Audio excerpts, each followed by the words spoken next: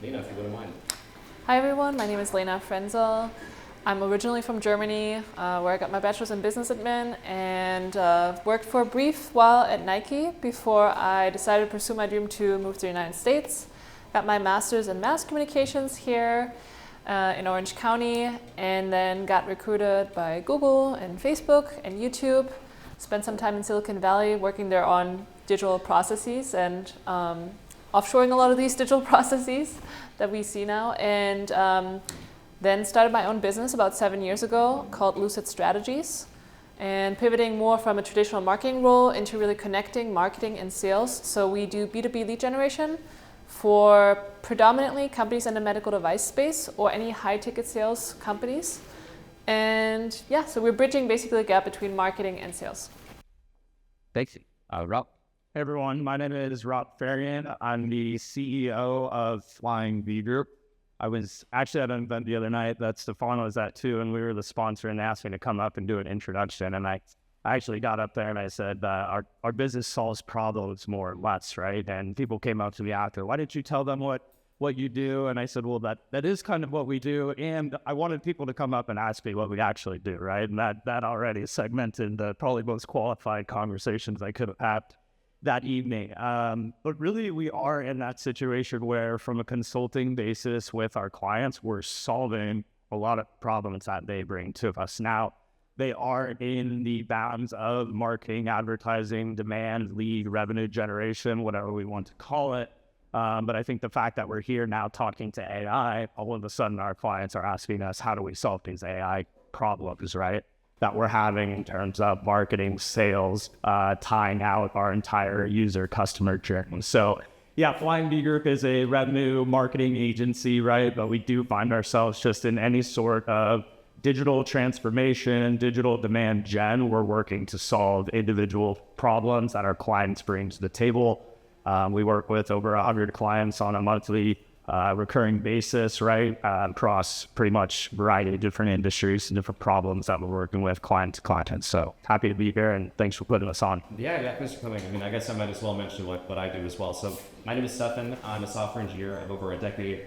I've worked in a variety of different industries. So I've been consulting on my own for 6 years now. And my clients range from pharmaceuticals to agriculture, insurance, legal, etc.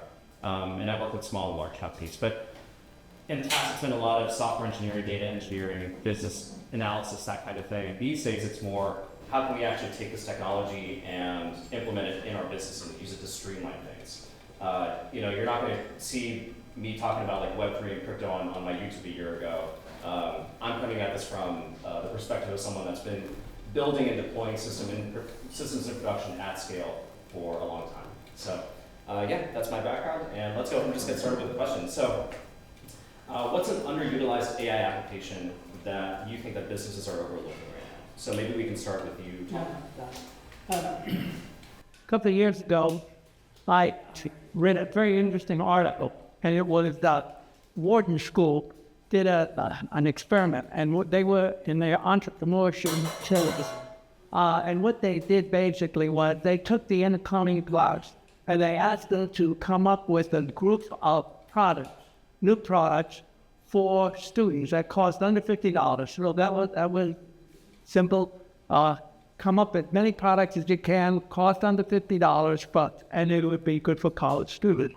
So, and then they were going to test this afterwards. They were going to do a survey and actually run these by, and they did this every year. But 2 years ago, they decided to use ChatGPT to do the same thing. So they gave ChatGPT exactly the same directions and asked ChatGPT to generate. And what the result, they had one more thing. They did ChatGPT 100 new products, which it did in 5 minutes.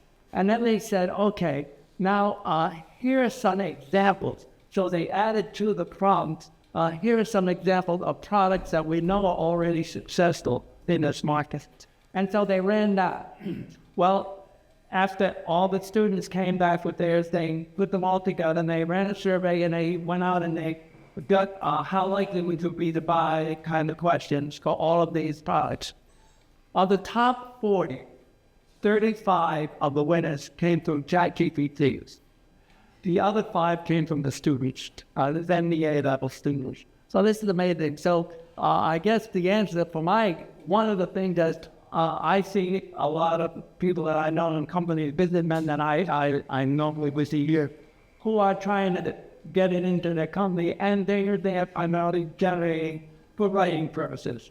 But this idea of being able to generate idea generation, it's a wonderful tool, and I think it's really underused today. It's interesting. So kind of using it as like a stock spark. Yeah. Interesting. That's a really interesting thought. Yeah, I mean, the one thing that I could say is trash in, trash out. I think prompt engineering is going to make a really big difference.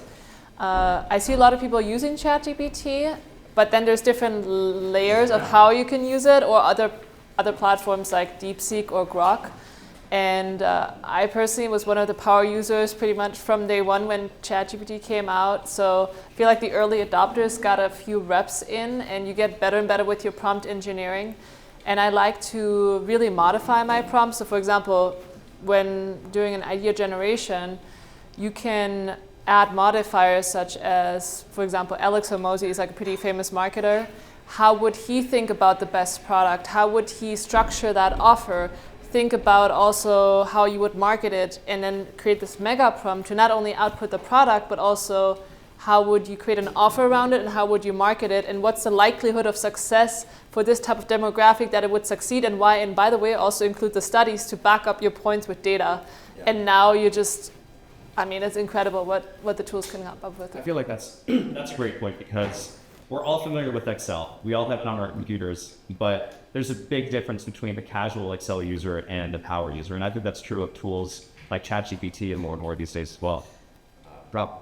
I think that's the biggest thing, is just really leaning into what the tool is and how it could be used within your organization, right? Because you have this dynamic right now where it's okay, ChatGPT, AI, Terminator, take over the world, and you've got us humans over here trying to pull everything back. But in reality, it's probably somewhere in the middle, right? And so that's what we really push our employees is, hey, get into these tools, test them, see how they might work, right? If you're sending out email sales material, hey, instead of sending one email 10 times, throw it into ChatGPT and generate 10 different versions to go and test different variables, right? Things like that. So you're able to just pick up efficiencies, creativity. I think idea generation is really where we go for it. Is okay, we've been putting XYZ inputs into a particular project. Now give me scenarios or different potential outputs that I may not have considered prior based on real actual data and information.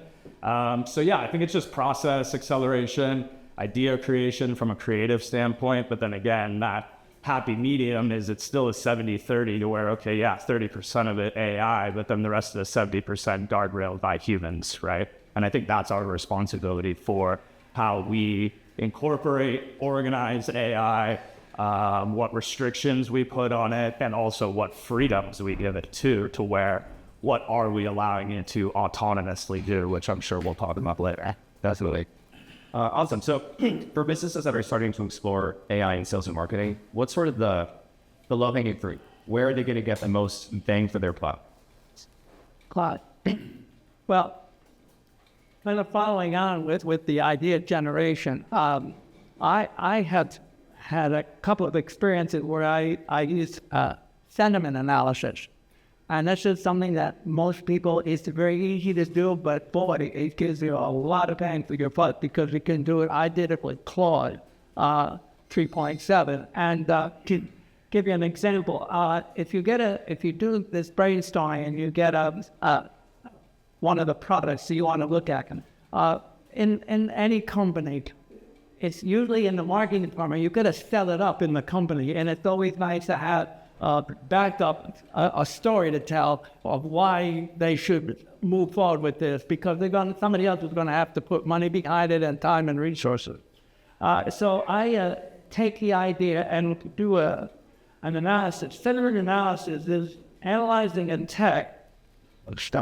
digital text for what people would say about a brand or a product. Fine, come on in.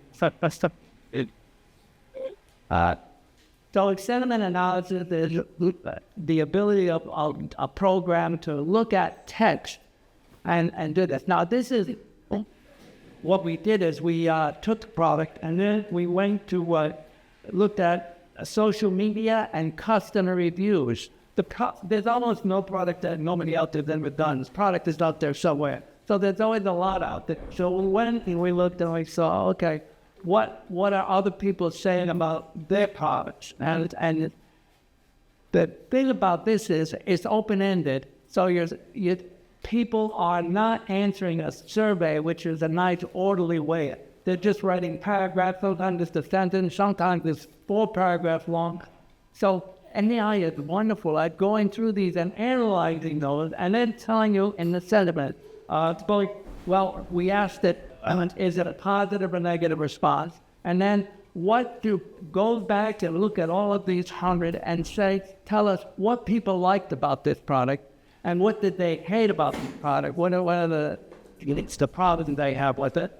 And that's interesting because sentiment analysis is something that's existed long before ChatGPT. And, I remember my first article on Hacker News that did well was exactly this. It was one of the new MacBook that had the touch bar at the top. I don't know if anyone remembers this, but there used to be this touch bar on MacBook Pros, and anyway, everyone hated it. And I wondered if I could actually go and look on Hacker News and Reddit to quantify what people felt about the new product. And sure enough, but it's very simple. The algorithm itself is not simple, but the input and output is, right? The idea is that you give it a corpus of text, and then it's going to give you, let's say on like a scale of the -1 to 1, what people's sentiment towards, the text is, right? And you can do this, and this is something that marketers have done for a long time. Yeah, and it's really boring. I have to tell you, I've done a lot of this. Man, it is so sitting and reading through what 200 people have said about a product. Prince Spaghetti, I think, was one I had to do this 25 years ago. Oh my God, I was going to die. Just doing because it's not like I'm like a big mathematician. I like a survey where you have a question and an answer, and you can take 100 answers to that one question. But this you got to dig through to see, you got to unfurl it to see what's in there. And so the system is very good. You can find out what people, and then you go back and ask another question, not just a sentence, but go back and analyze all of these 100 responses. What did they like about it? What did they not like about it? Yeah. And then I did a benefit ladder. This is a technique that is really valuable in trying to move this product forward within a company. And the benefit ladder had 3 levels. It's what do the customers have to have? In other words, you ask that question, it's Claude, going analyze these, what did the customer, what's the must-have? And then what is it that they would like to have? And then what would separate this from everything else? What's not there? That's interesting. And now I'm going off script because you got my mind churning, right? And this actually, I think, applies to all of us here. When you think about, especially marketing has always been a very quantitative endeavor, right? You don't know whether your campaign is successful or not unless you're actually measuring things. What gets measured gets done, right? And so that's been always the case. I mean, prior to all of these new tools, and I think, ChatGPT kind of put AI on the map. It put it on everyone's radar. And I think that you're hearing a lot of folks, especially in the marketing space, but in general, thinking of these tools as something that can help them to generate leads, like go out and find customers, go and do your cold outreach for you, go and help you write your marketing campaign, all this stuff. But there's an entirely different component, which is how do we actually do the analysis, right? And actually, this is where I want to, just have a quick sidebar with all of you here. Has the way that you do your analysis significantly changed in the past couple of years, or is it still the same as before? Well, I could go first. I was in research for 30 years, so basically what I do is I do the same thing that I did in research, but I see how AI would do it. So I'm doing the same analysis.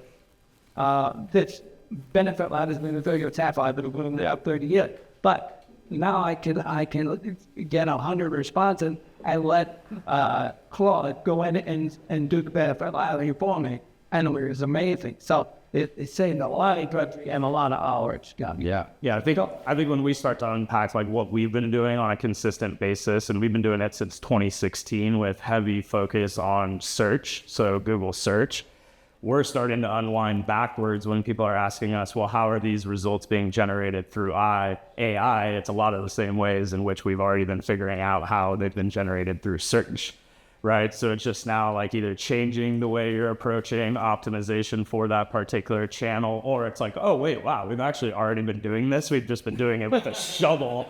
And now we have a Bobcat or whatever the equipment might be. So I think that's been the biggest thing for us is the principles are still the same, right? We're still analyzing the data, looking at it. We have a hypothesis, we throw it out there, we test, we take the information back, we analyze it, we figure out what it means, test something different. We're just doing it at a velocity that's thousands, hundreds of thousands of times faster. Sure. And cheaper. Well, To do a study, a study, to go to 5 cities with a new product and talk to people at usually 2 focus groups of 4 big shoes cities. It's terribly expensive. When you can just go out to get reviews and go to Reddit and have 200 responses, boy, that's amazing. It's free and it's just my time. Well, and actually, it's interesting too because these days, going to that idea of the difference between kind of like casually using ChatGPT and using it, in a more powerful way. I don't know how many of you have ever used the code interpreter. So this is the ability of ChatGPT to actually execute code, and within the code interpreter environment, it has a bunch of different libraries and packages that allow it to do things like data visualizations and analyses. And I think this is something that has changed the game, because before you would have to hire a dedicated data engineer or business analyst to go out and pull information from the internet and then put it into a data set so you can actually do some analysis on it. O3 can do all of that these days. I don't know how many of you have tried, different models in ChatGPT, but it's incredible. What you can do is you can actually say, I want you to, for example, pull information from Hacker News, get all the posts, that talk about AI in the past week, and do a set of analysis on them. And I want you to, give me a line chart of how that's changing over time, right? And it will do it. And oftentimes, granted, these things hallucinate, it's not always perfect, but the velocity with which you can get to, a place where now you're just kind of in a quality checking zone it's a game changer.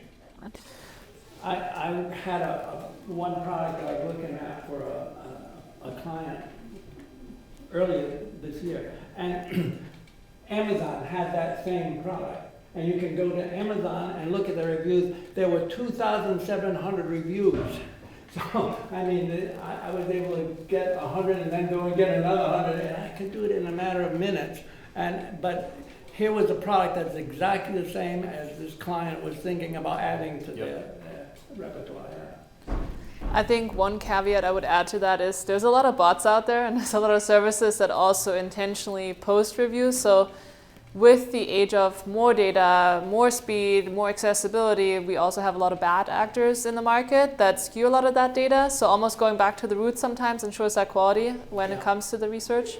But I wanted to add to the sentiment analysis, one great tool I recommend if you haven't tried it is Fathom. Has anyone ever used Fathom on meetings? One person? Yeah. It's a game changer. It's actually free. And then it's just this AI note taker that follows you around, but it's a really good one. And it auto-transcribes, it auto-records, and then it has templates, kind of like a mega prompt that already structures the transcript in terms of the output that you want. For example, you can have a sales template, and it gives you the notes for the salesperson. For example, the prospect had the following objection. Price was 20% too high. They weren't sure if it was compatible with their existing systems. And there was a lack of rapport. And then do this in the following meeting. And I find that incredibly helpful. You could then also switch it to project management. If the meeting had project milestones, it would automatically transcribe and summarize the entire transcript in the output that you want. Wow.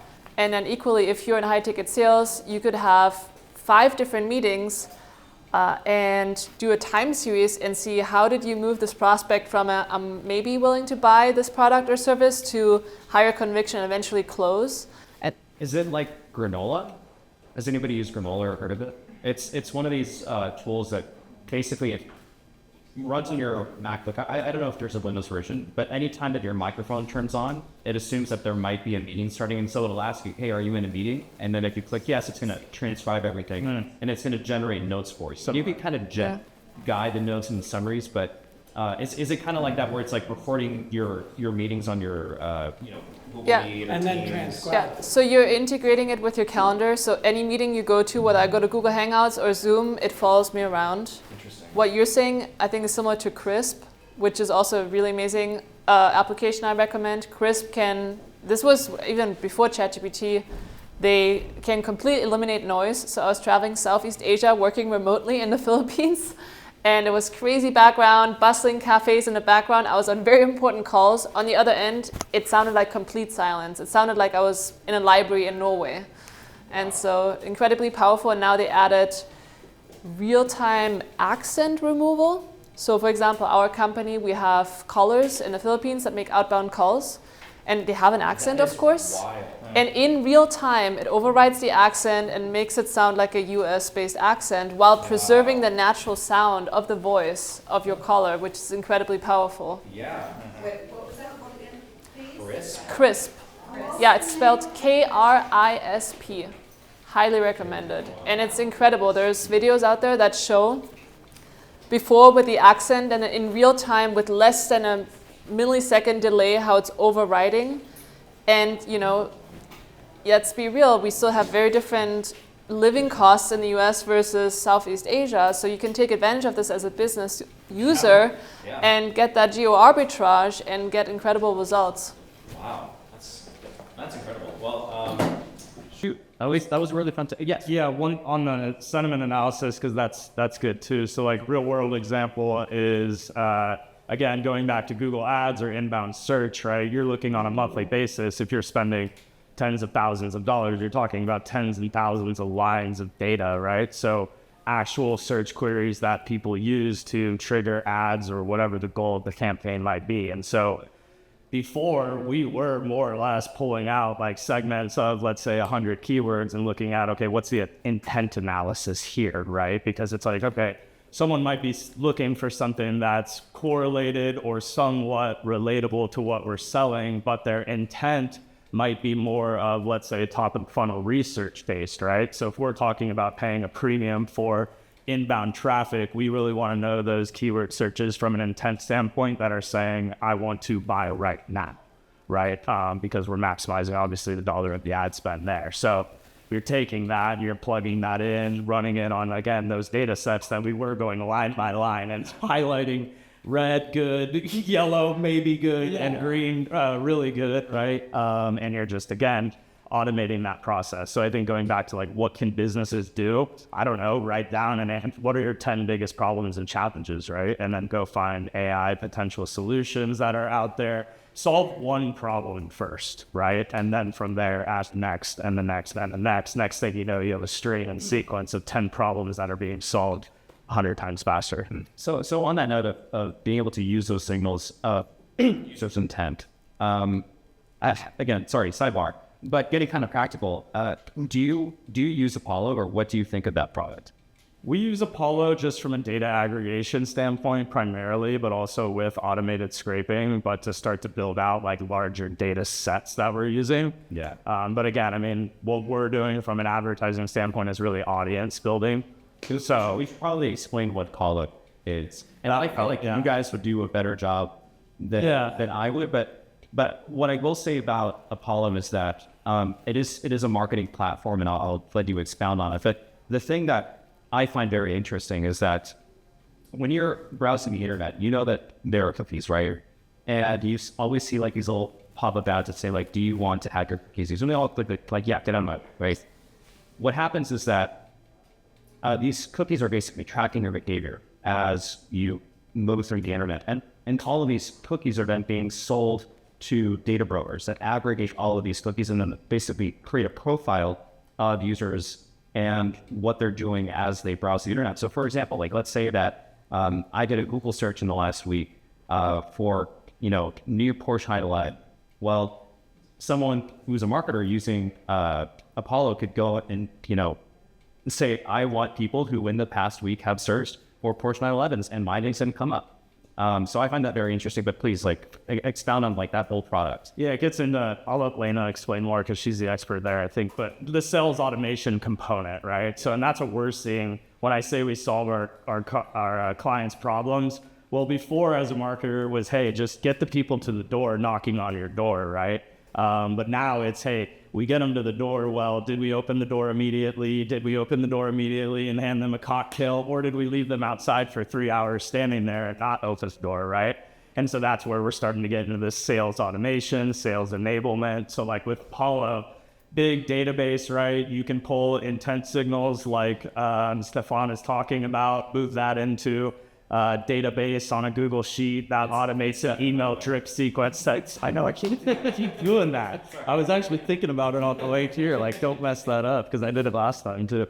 But yeah, it's a data aggregation, tons of intent-based signals when you're opting into apps, websites, wherever you might have put your data in and said, yeah, go ahead and do whatever you want to do with it as you read the fine print. Is basically what that's saying. So Interesting. Yeah. So is Apollo technically a CRM or is it not? We've never used it as a CRM now. Yeah, it's mostly a data scraper aggregated database that you can pull leads from, and then you could use it as a CRM, but I highly recommend having just a good CRM. That's your Explain maybe what a CRM is. Yeah, There might be they people might who don't know. yes. know.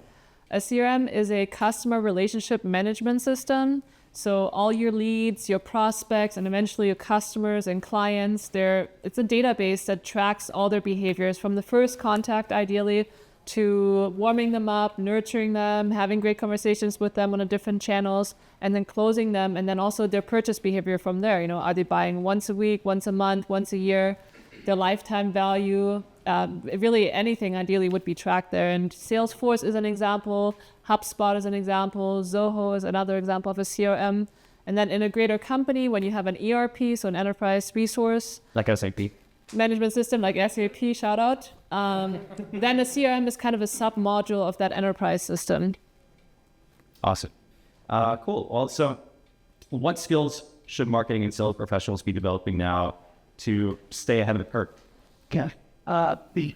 Well, going back, you liked engineering, content engineering, and I think that's the first one I would tell. And I put together a little example, kind of a silly one, but to show you how important content engineering is.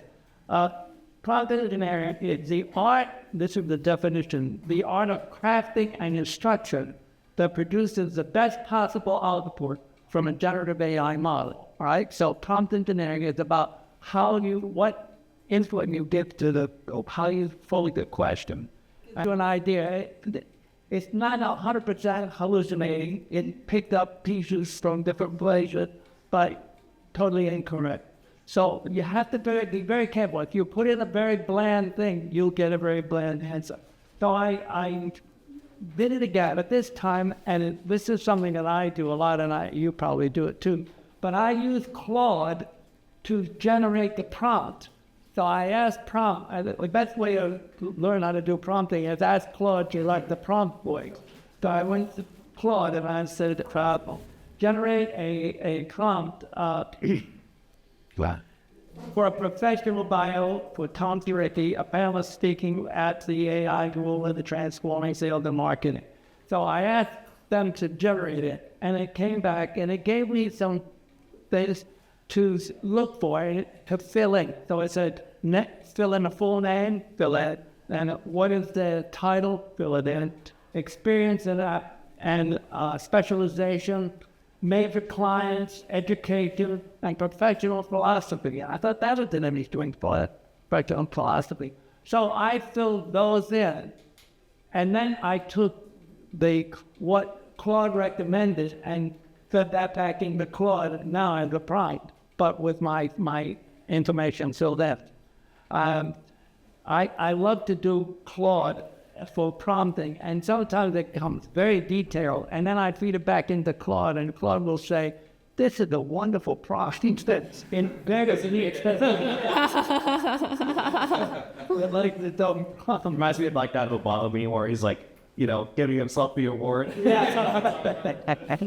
So anyway, when I did that, I then went back to Claude, fed it what Claude gave to me, and put that in and asked this to generate a new bot.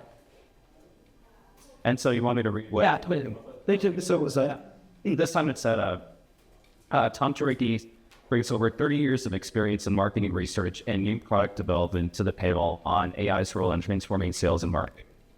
As a former business owner, Tom has developed innovative product strategies for major clients including HP, Nissan USA, Nokia, and Ford Motors. His unique educational background and an undergraduate degree in mathematics and a doctorate in music, Tom brings an analytical yet creative perspective to marketing challenges. This interdisciplinary approach allows him to see connections and opportunities that others might miss, particularly in the evolving landscape of AI-driven marketing. Tom firmly believes in the balanced integration of AI tools with the human elements of creativity and judgment. His philosophy emphasizes that while artificial intelligence can transform data processing and customer insights, the human touch remains essential for truly resonant marketing strategies. Now, I thought, first of all, I was really kind of surprised about it picked up on this. I never, in the last, I don't know how long, but now it's 50 years, never picked up on the fact that I have such the background in mathematics and music. I didn't. Well, It's hard to read the label from inside the bottle. I don't sense that. kind of interesting. And then this, I thought the question, the prompt of the professional philosophy, I think that's a really good question. I mean, worthwhile on that. It did a nice answer. So anyways, so that was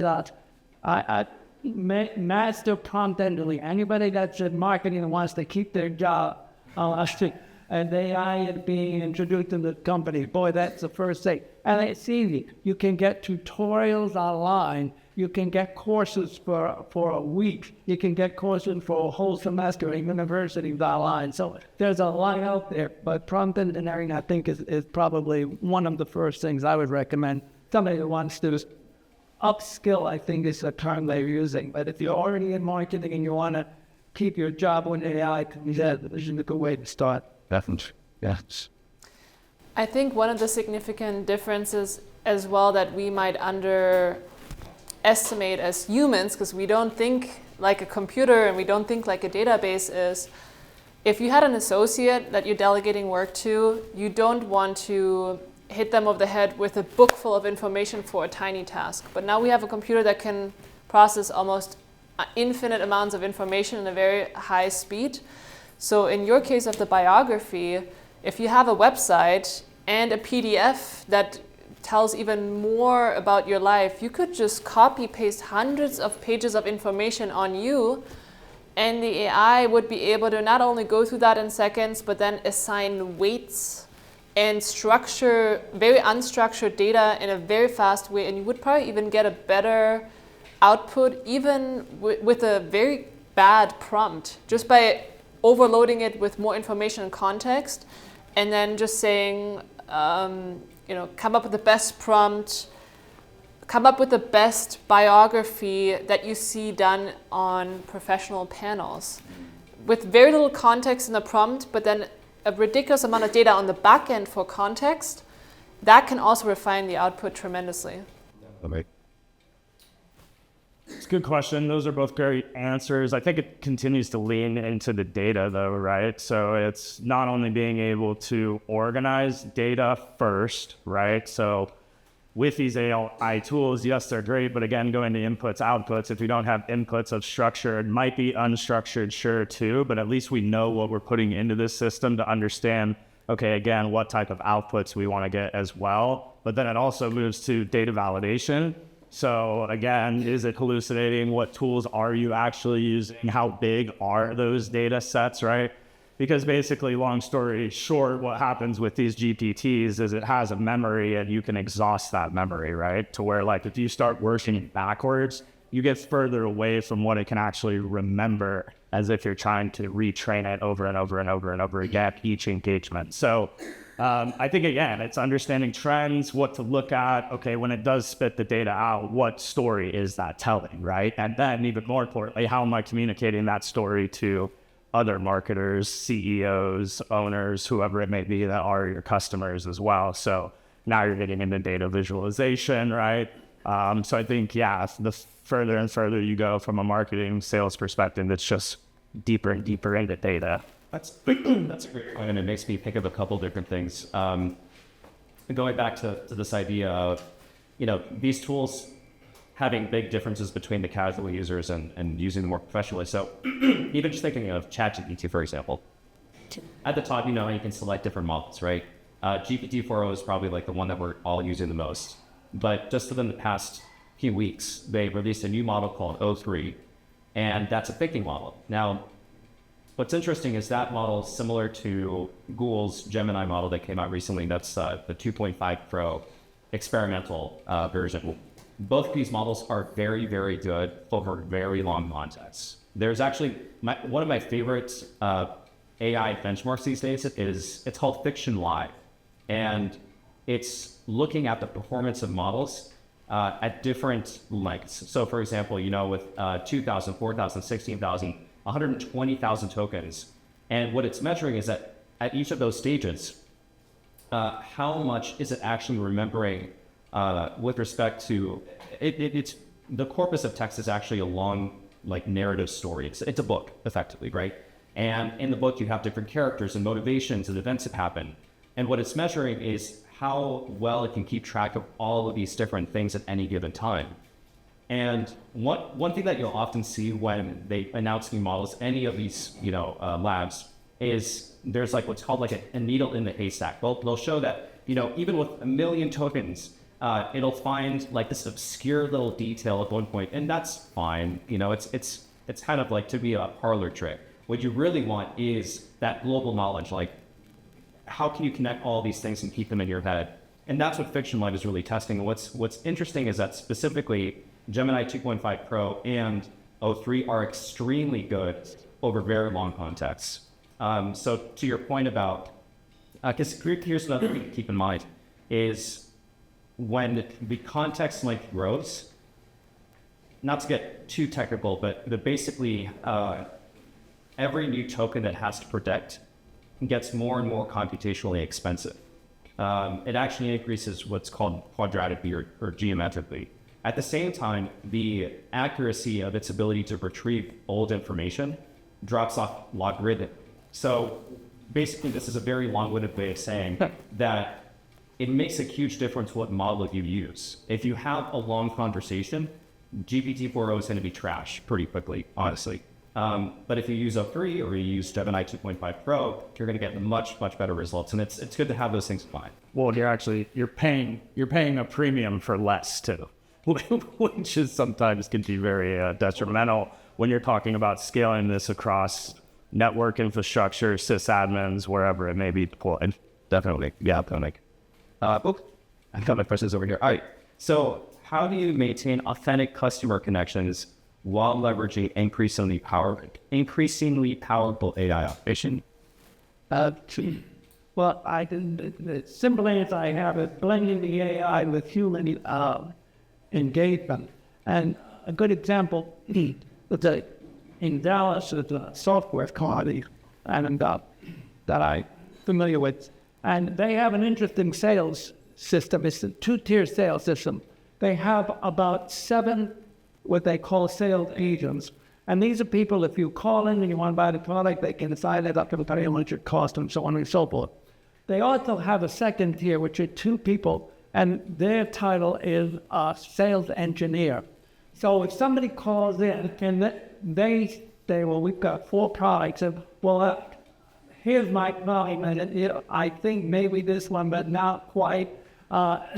They then have to turn it over to the sales engineer. And so what they have done is they have incorporated a program, and it sounds like it's very similar to some of the things you were talking about. I don't know exactly which one it is, but basically what they do is when the agent takes that call, it's recorded, and then it's transcribed, and then it analyzes points of pain. In other words, what are the real problems here? And then it does a sentiment analysis. Is this person happy or angry on this call? Now, all of this, and I talked to the sales engineer who said, boy, you know, when we get this, we know exactly, because they're taking 10, 15 calls a day, the agents are, and they don't remember. If they walk in my office and say, do you need to call this client? They can't remember everything they said, but this thing is all printed out. This is all saved for me. So I get on the phone and I know what the problem is, and I've already worked in my head how it can be adapted to work for them. So the sales engineer that I talked to was sold on this. This made her life so much easier, and she just gets maybe 2 or 3 calls, but they're dealing with clients all over the world. So sometimes she's at 11 o'clock at night talking to somebody in Australia or something, so at different time. But having that kind of resolution in front of her where it's recorded. So this is a nice combination of the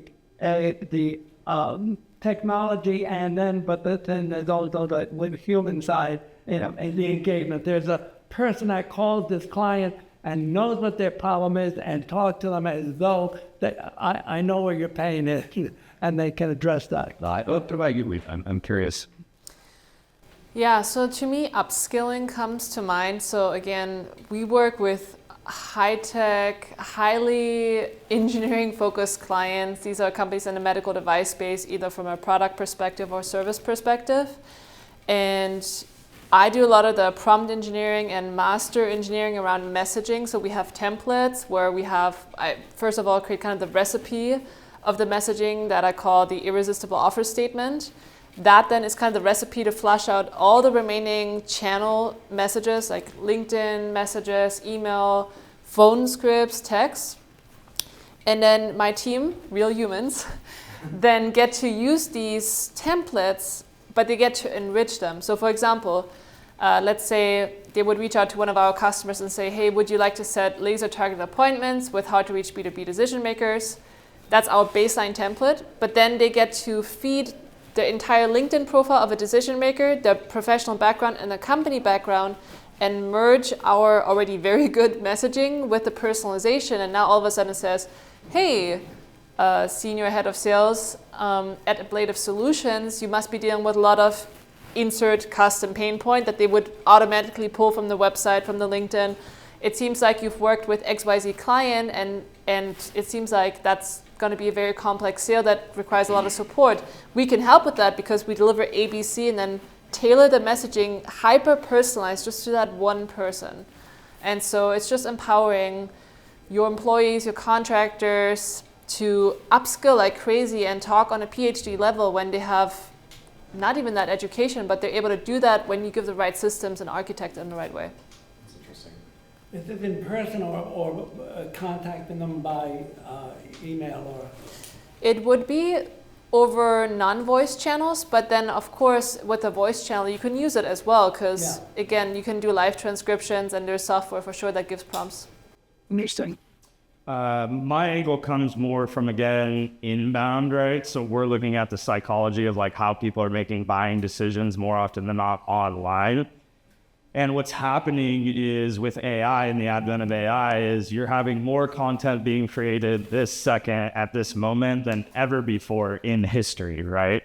But what's also happening at the same time is where this content's being produced and sourced is also through the smallest gap in history as well. So what I mean by that is the differentiation of the content is it's not very differentiated right now, right? Because people are going to ChatGPT, they're saying produce 30 blog articles, 30 social media posts, 30 email drip sequences, whatever it may be. So what we're seeing that's still, and this is where I go back to 2016 when we were saying the exact same thing, what's working now, high quality, real world, engaging content that is people-led, human-driven.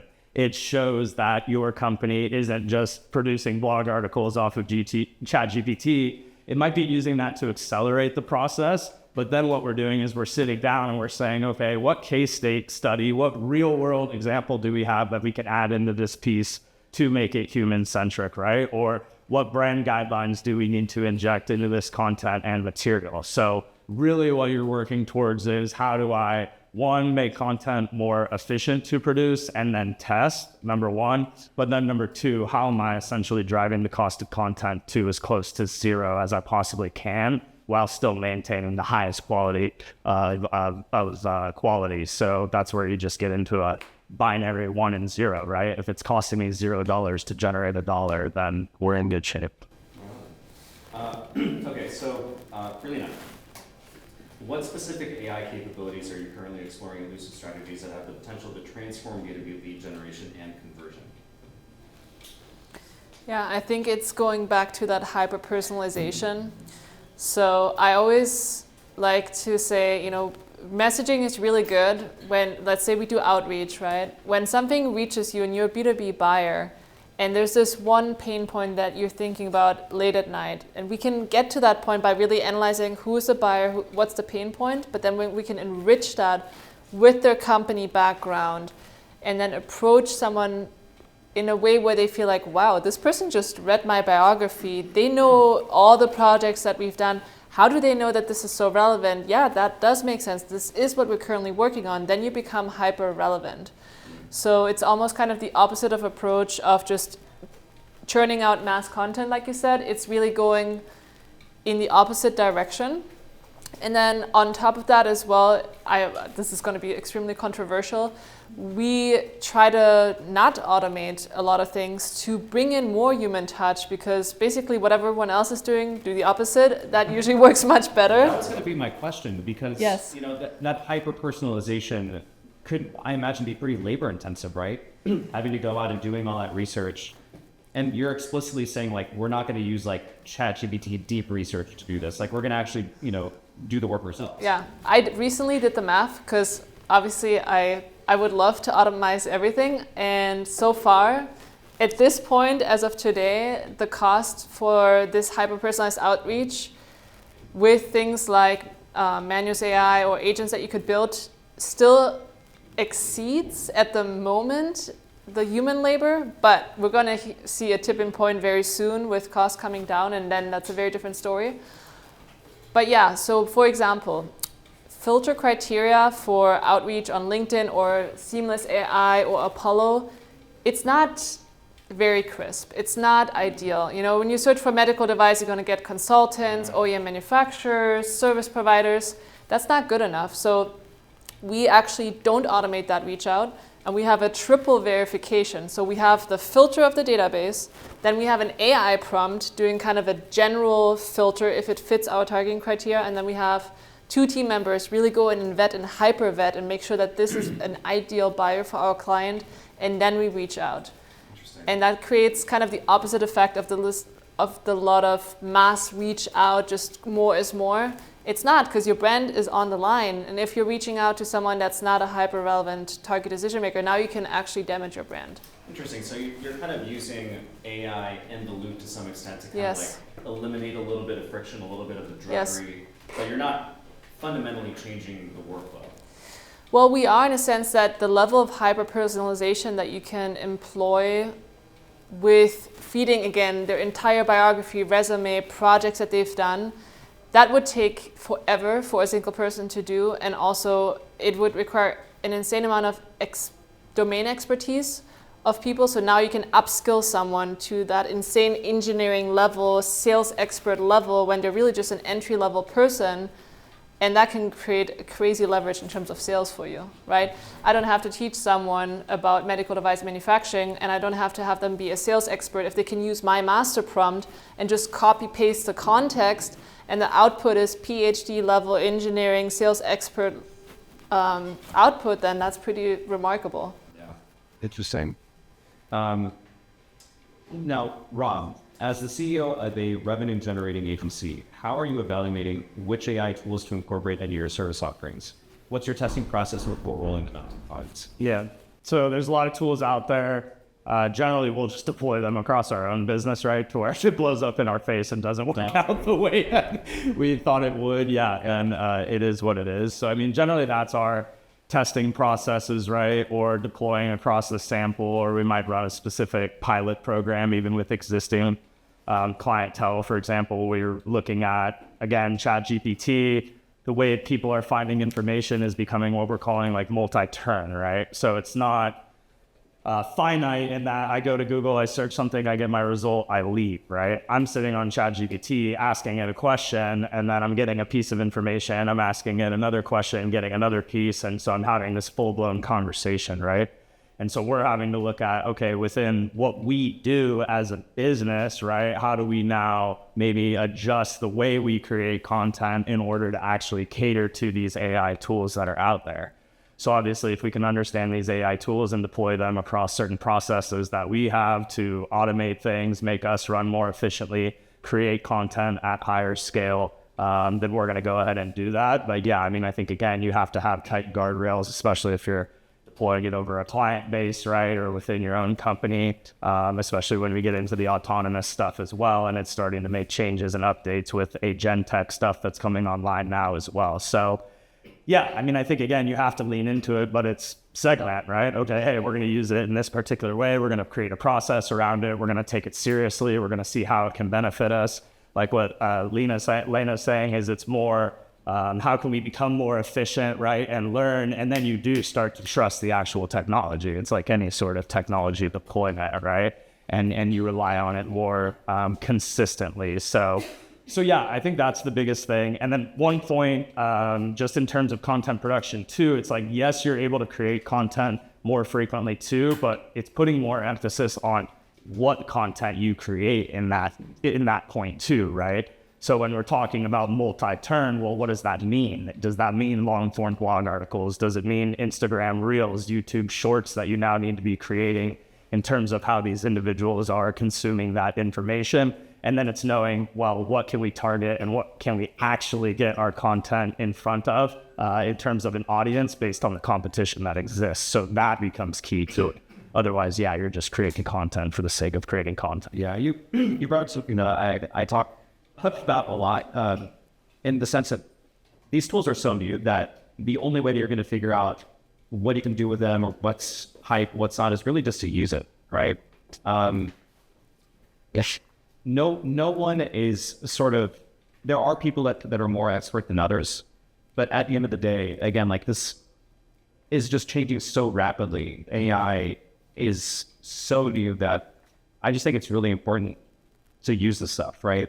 Just experiment with it, play with it. It's really the only way that any of us are going to figure out how to be productive with it or what's really valuable, what's useful. I'd like to do that. I did a couple of newsletters. Every day of the week, there's 4 new programs. We got no tools. Yeah. My philosophy is I have only 4 pages that I use, but I came up with a suggestion that somebody wrote, and I think it's a wonderful idea. They said, take one tool that you use, and I used Claude, but use it for everything to find out what it's good at and what it's not good at. And make buckets. Here's things that I do better, and here's things that it does better. But you do that thing that you wouldn't think of using it for, but you try it out and you think, gee, that pretty well, yeah. Or take some terrible, then you know. But so you can have this, use it for every single thing. Yeah. But that same program and just try it on to see where it goes. Sure. So Tom, as someone who I know incorporates a lot of this stuff into their normal routine, what are some specific tools or application that you found really useful? Yeah.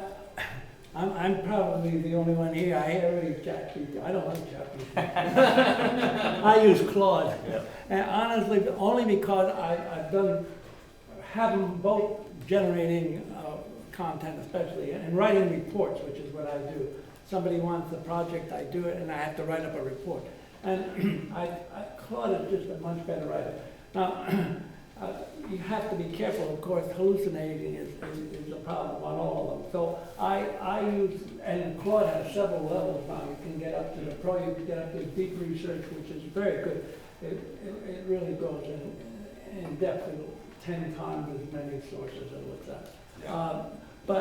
So I use Claude for learning how to write responses and how to write prompts.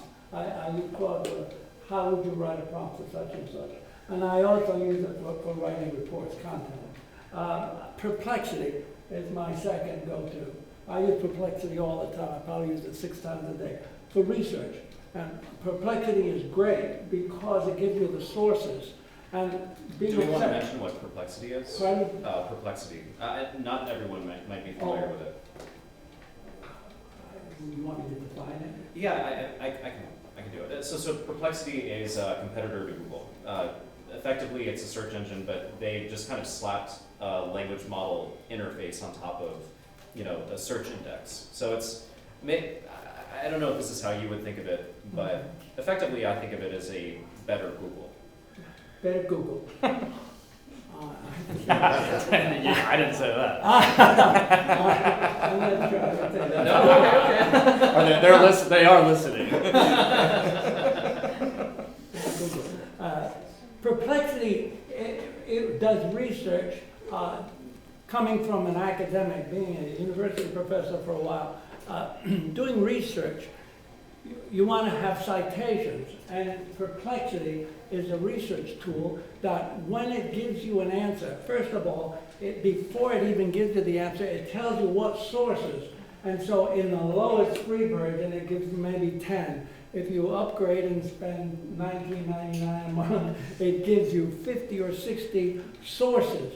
Now, being obsessive compulsive, I go through all the sources and look at it, see what it's pulling at. And I say, well, wait a minute, for this particular question, I don't care what people's opinions, so I'm going to get rid of Reddit. So I just put a click on that box, and it dumps that source out. So I can now go through those sources and dump out the ones I don't want, and then generate the answer. And when it generates the answer, it does it as you would in a research paper, in that when it's a fact, at the end of that fact in the sentence, it will have a citation, it'll have a number, and that reflects back to the source. Well, this is what when you're working, I did doctoral dissertation and master's dissertation helping kids with their papers.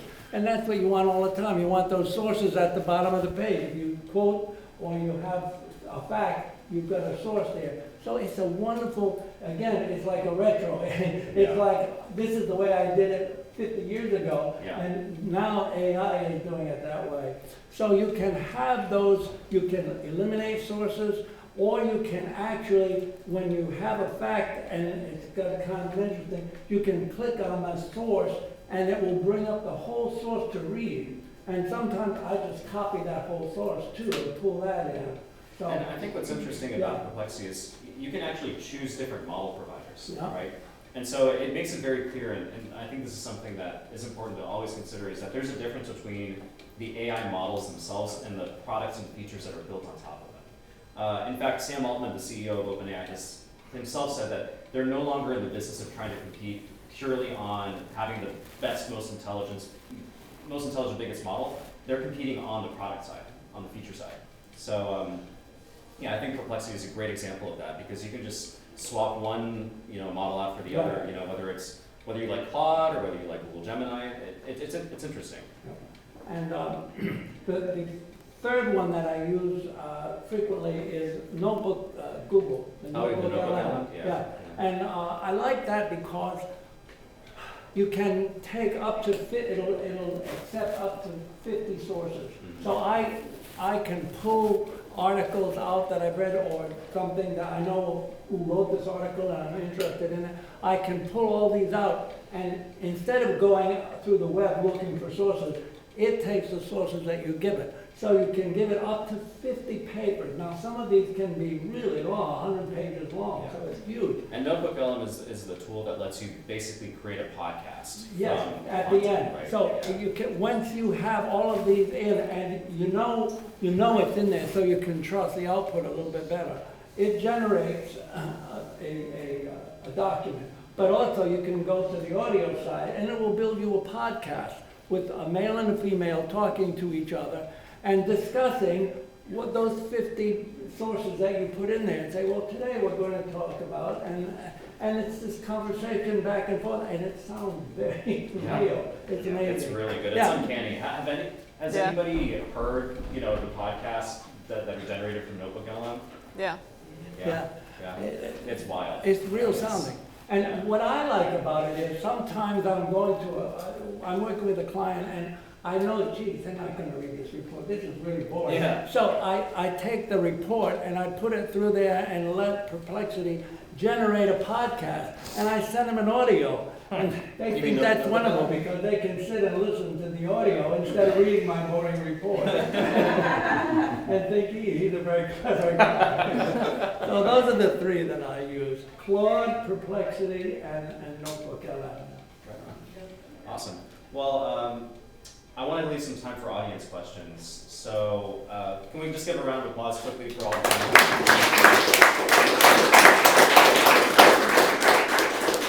Thank you. Please. Yeah, got a couple of questions. So, as the marketing industry is adopting AI and using it for inbound and outbound marketing, you've alluded to, the panel has alluded to, there's a lot of kind of scaling going on, and buyers are getting, as a result, inundated. So the hyper-personal approach, but how have you overcome a sort of heightened buyer tendency to just ignore all emails? This sort of flooding of marketing content as a result of automation of marketing and the creation of content is are you seeing it creating more difficulty? You can identify the ideal customer or the ideal potential buyer, but are they going to pick up the phone and are they going to respond to an email? How do you get hold of them? I think it comes back again to the basics, right? What used to work really well before AI still really works, and then AI is just an accelerant to that. For example, if your targeting sucks and then you do that 1,000 times faster, the results are still going to be pretty bad. It's like going on a marketplace and just giving everyone a handout versus doing some intelligence, asking in the village who's hungry and wants some bread, and then someone says, well, Bread has been starving, he just ran a marathon, I go to his house, he's going to buy my bread, but everyone else is already not starving. That's one. So nailing your targeting, and then good messaging. So everyone now has a tool, everyone's pushing that button, but how much actual thinking, planning, strategy goes into it, right? It starts with building an irresistible offer, and that goes also back to knowing your target audience. A lot of people now, we're democratizing access to these marketing tools, but marketing professionals are professionals for a reason. They have the educational background, they've had the training to deeply understand buyer psychology and to build that into what I call hyper laser target, right? You need to be more and more relevant, more and more targeted, go to the deepest pain and then make it very specific and stand out. Don't have generic messaging. Basically, don't do what everyone else is doing and just cut through that noise. Second. On that though, I would say it's diversification of your marketing mix is a big one. And so like with AI, it's okay, not just creating the content for one medium, but then being able to repurpose that to 10 different mediums now, right? So I think that's what we're doing more often than not, and the challenge that we're seeing our clients have. It isn't the marketing, it's actually taking the content and the material and actually the bandwidth to distribute now. Because it's like, okay, you're creating a blog post, well now, in a perfect world, you're creating a long form YouTube video, you're creating Instagram Reels, YouTube Shorts, LinkedIn post, email off of the blog article, whatever it may be. But that goes back to my point of, okay, well, if it costs us $1 to make the content, well, if I can split it 10 different ways, what just happened? Now it only costs me 10 cents for each of those pieces. And I've just exponentially multiplied my output. So we're spending more and more time like actually just setting up the actual infrastructure to where, okay, They give us, hey, here's what the topics might be, or here's our messaging, branding components, but now help us go get it into all of these different mediums that our customers are buying from. And that also is risk averse as well, to where, okay, all of a sudden, we see a spike in Google ad acquisition channel, 80%, no problem. Let's just start shifting budget over into channel as if it were an investment portfolio in a way, right? Okay, thanks. And just a quick follow on. With the internet, Google kind of created this sort of search engine optimization focus for marketers, where getting your content ranked higher in Google became a priority. With AI, it's kind of nudging Google aside. People, buyers are changing their behavior, right? They may be a little more impervious to inbound marketing, but they're going to do their own research, typically using some of these AI tools. And so, have you seen tools for essentially search engine optimization to make sure that your content gets on those AI tools that the buyers are starting to use? And the AI tools, some of them might give you 50 sources. A lot of them will give you 10, if you're not paying the premium. Mm-hmm. So how are you one of those 10 sources or vendors or suppliers that comes up when your ideal buyer, who's ignoring all your emails, is actually going on whether it's ChatGPT or Claude or whatever, and doing their own research and asking for, give me 5 companies I should consider including in an RFP or whatever. Yeah. That's such a good question. It's such a good question. It's like the multi-billion-dollar question, right? Because it's about like meeting people where they are. Right. And up until now, our way of finding information across the internet has been typing into Google and then going through a list of blue links. And that's not the future, right? It's going to be more people using ChatGPT and tools like it. And how do you stand out in that world? I mean, I feel like I kind of defer to you as people that run marketing firms. I have my opinions about this, but I'm curious what you're doing. Yeah, so, because we're looking at it again on a channel basis, right? It's like, okay, we have 100 visitors to a website, we're grouping it into inbound search, passive, outbound, social ads, email, whatever else it may be. And so within the segment of Google, we're obviously seeing, it's still small. It's still less than 1%, I'd say, but we are starting to see, okay, ChatGPT or any sort of AI LLMs being sourced as a data source of we're actually attracting traffic from that source. I actually had a client who was on a call recording and it said, hey, I searched ChatGPT and found your insurance business. And so we got that as a testimonial, so that was awesome. So, but again, it goes back to how are people using ChatGPT, right? So, and it's still the same principles of how we actually write content. I go back to like outline based almost, right? So okay, you have your top level heading 1 from an SEO perspective. Underneath that, you're gonna have H2, H2, H2, H2, which are all the different categorization or subtopics off of that information that individual is looking for. So it's the same kind of process with the LLMs in terms of when you're asking those questions. It's just serving different pieces of the article a lot of times. Or it's going back to my point about repurposing. It's also looking at what are all these signals from these companies that are on these different channels that give me signals that say this is the most authoritative choice, to then put it into search, which is ChatGPT as well, right? But how it's deciding that, guess what? It's the exact same way Google's been deciding how they rank something number 1 over all the years as well. Authority, trust, brand, right? Is this a real business? Are they providing real value, real services? Is it real people? And that's where pushing case studies, pushing who your team is, the expertise that you bring to the table, why what you do is different from someone else, that's becoming more critical than ever, which is all human driven, not AI driven. So that's what we're dealing with on a day-to-day basis. So, yeah. Yeah, I would agree. Sorry, did you want to say something? I would agree with Rob. I mean, the machines are basically doing what humans did before, just on steroids, right? And so you want to make sure your websites are crawlable, they're well structured, they have relevant keywords. Domain authority is still going to play a really big role, right? No one's going to serve a super tiny niche website that is not trustworthy to a ChatGPT, because at the end of the day, what's the incentive for the LLMs? They want to be useful, because when they're useful, you're going to use them. You're going to spend more time, they're engaged, give your attention as a currency to the LLM. So they're going to try to produce the highest quality output, and that's going to be this black box, super long formula that Google had that none of the marketers really know what that formula is. We're all just iterating based on the new updates that they're bringing out of, okay, it's going to be a mix out of trust, authority, keywords, and no one really knows what that formula looks like, and changes over time as well. But yeah, I would say it's still the same type of game. And like tools wise, there's a few that are out there that are actually giving like reporting insights out of LLMs from like how did our content show at what particular point, right? But we still put a focus and emphasis, like if it's SEO, we're not focused on the actual content that you produce, because there was also an imbalance of how much it costs to create content. Because what was happening, you're writing 10 articles, throwing it against the wall to stick. Well, if you're paying $1,000, that's $500 an article, because the only thing that's valuable is the traffic.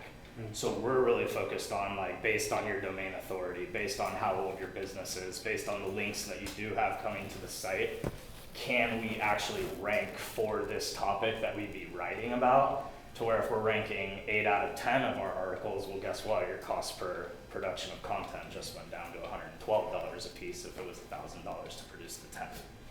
I love this question because there's so many different interesting angles to take on it. Yeah. Right?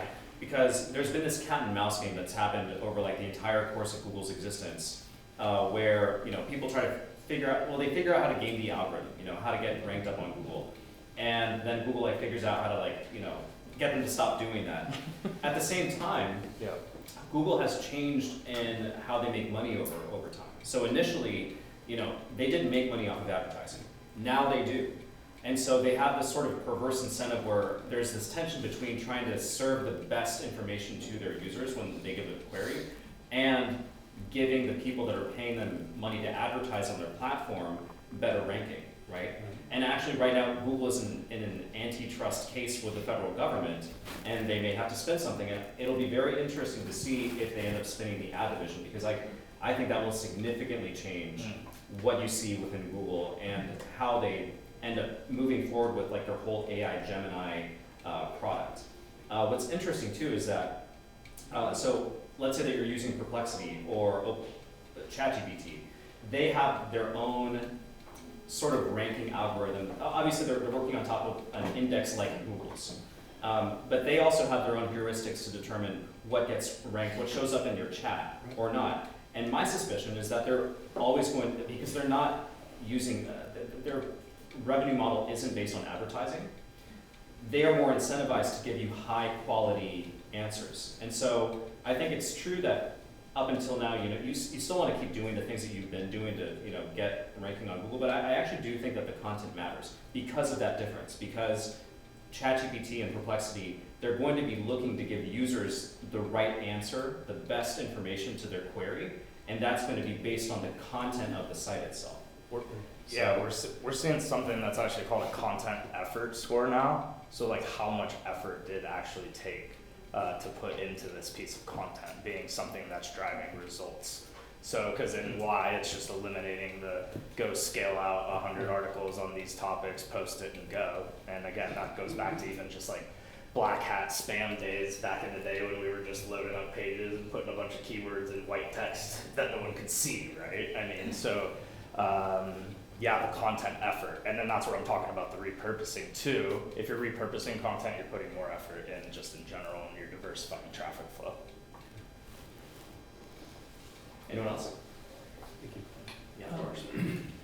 One of the things, I don't work in the same kind of sales. I work with the president of a company or a corporation, which is very different than math.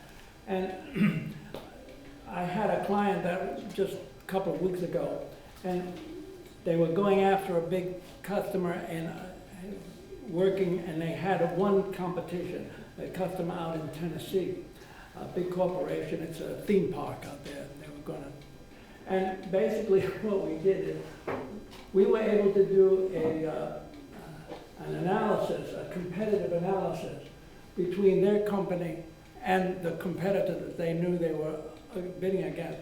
And we got customer responses. So we said, here's what your customers are saying about this guy, and here's what they're saying about us. And it showed what the weaknesses were and the strengths were of both companies. and what the prognosis is for how long, the duration that they were gonna last. And the outcome was that the other company, because the model they were using was probably they weren't gonna survive very long, because they were based on transient tourists coming through. So anyway, but the point is, I guess, that when you're doing one-on-one, it's a little different thing, but being able to do a competitive analysis with your company against another competitor, or looking at the company that you're trying to pitch, and walking into that office and saying, you know, I looked at 400 reviews of your customers, and here's what they're saying. Boy, I'll tell you, I've been in 2 meetings like that, and that really gets the CEO's attention, because you're not pitching you're saying, I know what your customer, and here's the chink in your armor, and here's how I think we can deal. But it's a very different, this is it's a corporate sale instead of mass media sale. It's a good point though, because I mean, we field that question all the time, right? They don't really know, they just say AI, right? Yeah, How are you going to be using AI, Yeah, right? yeah, But it's a blanket statement, more Sure. so, like, is there familiarity? Are they using it to think Right. through problems and processes? Yeah. Awesome. Well, thanks again so much to everyone for attending and for the panelists. I also, please hold your applause for 1 second. I also want to give a huge shout out to the Hana Haus and the SAP. Specifically, Jack is here. I don't know if Michelle is here. Please, I just want to. After this, we're going to head to the topside rooftop bar to do a little bit more networking and to hang out. But otherwise, you can applaud now. Thank you.